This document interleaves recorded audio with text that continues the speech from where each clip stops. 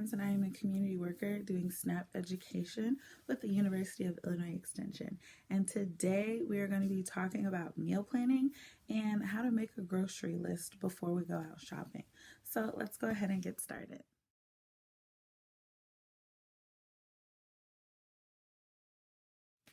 All right, so the first thing that we want to do is we want to identify what are those things that we need to eat that will create a well-balanced diet. I prefer to use MyPlate, and I think it's a really good source for beginners.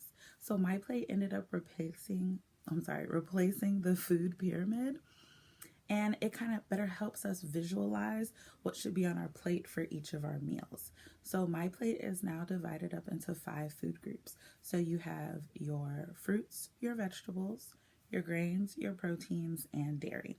And MyPlate is really neat in that it tells you based on your age, and you can even incorporate your physical activity level.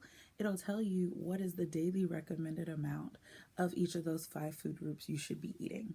So I definitely recommend for beginners to go ahead and kind of look at that list, and I will include a link below in this video, and that'll kind of give you access and kind of give you an idea of the amount of food that you should be eating. And that's really important to know before we start making our meal plan. And the really cool thing about MyPlate is that it also has an app, and that app will allow you to kind of track your own goals and see if you're hitting those goals. So it's a good accountability thing as well. So let's go ahead and get into the next part of meal planning, which is the actual meal planning.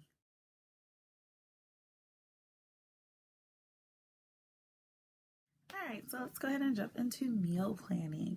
Now, meal planning is not as scary as it seems. It actually can be fairly simple. I take a different approach to where I eat the same meals on Mondays, Wednesdays, and Fridays, and Tuesdays, Thursdays, and Saturdays, instead of trying to find a new meal to eat every day of the week. I find that it's easier for me when I'm shopping, as well as it ends up being a little bit cheaper for me as well, because some of the ingredients that I might use for one meal on those days, I could just reuse on the other. I also recommend for beginners, if you're not quite sure what kind of meals that you want to eat, go ahead and reference back to MyPlate and figure out the amount of food that you should be eating in each of those categories, and kind of build a meal around that. A pro tip that I'll also give you is, if you have like a favorite meal, try and find a substitute that'll also help you meet those recommendations. For example, I love pancakes. I could eat pancakes for breakfast, lunch, and dinner. However, eating pancakes all the time is not necessarily the healthiest thing. So I found a substitute recipe, which is called banana pancakes. And it's literally 1 banana and 2 eggs. I might throw in a little razzle dazzle and add some cinnamon in it, but that's it. It creates this kind of batter similar to pancakes. It makes me about 3 to 4 pancakes depending on how big I make it, and I can top it with strawberries. And if I'm feeling really special, I'll give myself a little bit of light Cool Whip on top, and I have pancakes minus some of the more unhealthier things that I can put into it. So kind of think about that when you're also planning your meals. Meal planning doesn't have to be eating the same boring, bland thing all the time. Experiment, find those things that you like, and you might be surprised, like I was with banana pancakes.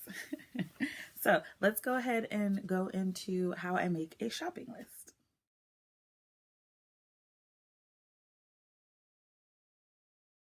So for the last part of our video, we're going to be talking about making a shopping list. I have definitely evolved when making a shopping list.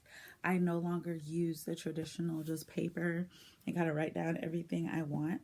I now have upgraded to a shopping list template, which I really enjoy using, and I will kind of recreate this and make this available for you guys to use as well. But the thing I really like about this list is that, if you can see here, it breaks it down by categories. So you have your fruits, your veggies, your meat and fish, if that's what you enjoy, dairy and eggs, and so on and so forth. The reason that I like using this type of list is that it keeps it organized when I'm shopping in the store. There's nothing worse than I get all of my fruit and then I make my way throughout the store and at the bottom of my list I have like bananas left or something like that. It just kind of helps me stay in one section and ensures that I'm not missing anything.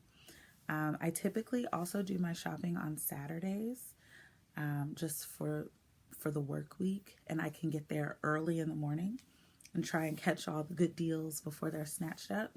And then if I'm meal prepping throughout the week, I tend to do that on Sundays.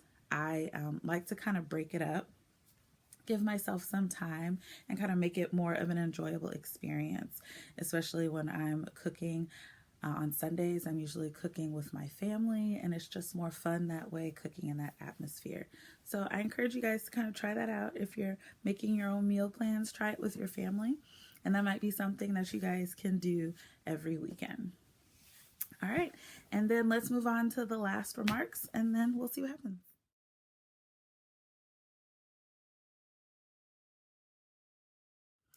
All right, I just want to say thank you guys for sticking it out with me in this video. I hope that the information I shared with you was helpful. As I've mentioned, I have posted some links to resources such as MyPlate and then a link to a recreated shopping list that you can use, and hopefully that you try to use when you guys are meal planning and shopping for the first time. Thank you guys so much for watching, and I will see you guys again soon. Bye.